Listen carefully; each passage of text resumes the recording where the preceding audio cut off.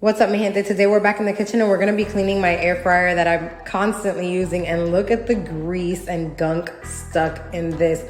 We are going to be using the pink stuff. First, we'll start by adding on our first layer of the pink stuff.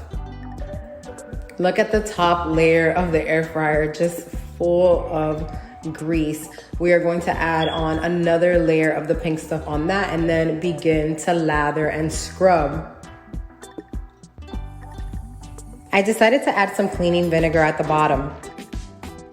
And now it's time to give it a really good scrub. As you see, a lot of the grease is just coming right off with the pink stuff and the cleaning vinegar. Now give it a really good rinse. Rinse the water right through. And look at that, everything is just really coming off. I am very, very surprised that the pink stuff works so well on the air fryer with the cleaning vinegar.